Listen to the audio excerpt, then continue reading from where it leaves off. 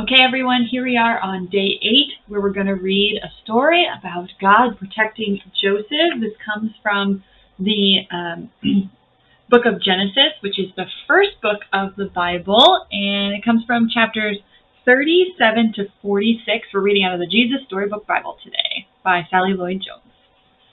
All right. So, let me make this even. There we go. Jacob had 12 sons, but of all his sons, Joseph was his favorite.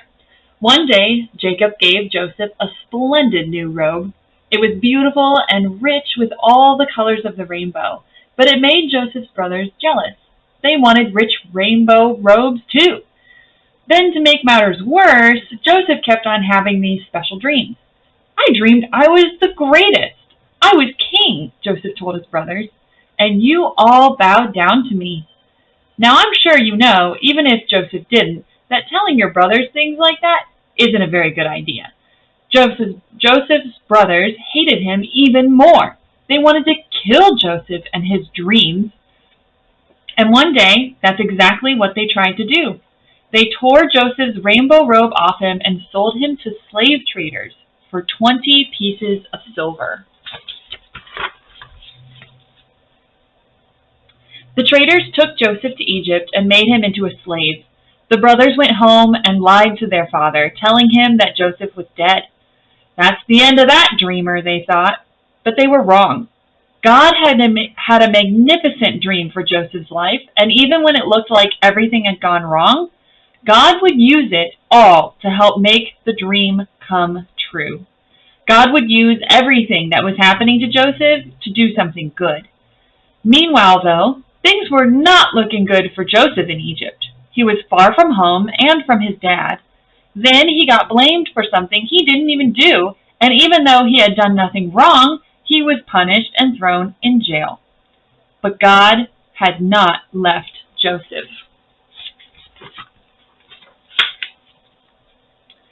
One night, Pharaoh, king of Egypt, had a scary dream about thin cows gobbling up fat cows. What on earth did it mean? He didn't know.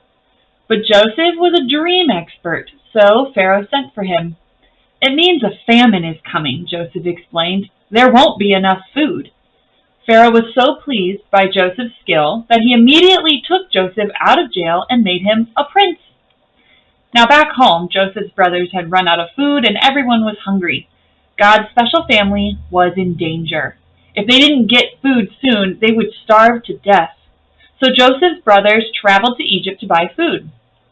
They came and knelt before the new prince. His brothers didn't know that the prince was Joseph, but Joseph knew who they were.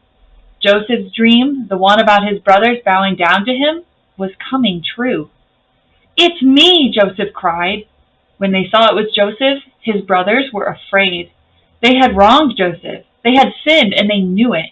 Now Joseph would certainly punish them. But Joseph looked at his brothers, and his eyes filled with tears. Even though his brothers had hurt him and hated him and wanted him dead, in spite of everything, he couldn't stop loving them. His heart, which they had broken, filled up with love, and Joseph forgave them. Joseph threw his arms around them. "Don't be afraid," he said. "Behind what you were doing, underneath everything that was happening, God was doing something good. God was making everything right again." Joseph didn't punish them. He rescued them. He brought God's special family to live safely with him in Egypt. One day, God would send another prince, a young prince whose heart would break. Like Joseph, he would leave his home and his father. His brothers would hate him and want him dead. He would be sold for pieces of silver. He would be punished even though he had done nothing wrong. But God would use everything that happened to this young prince, even the bad things, to do something good, to forgive the sins of the whole world. So that's the end of our story for day 8. Make sure you put this awesome ornament on your Jessie tree today, and maybe do some wondering about this story. Wonder what Joseph thought about everything that was going on, and maybe pray for people who are going through a difficult time right now. Pray that they will know that God is with them and to help us to find ways to share God's love with them as well. All right, we'll see you next time.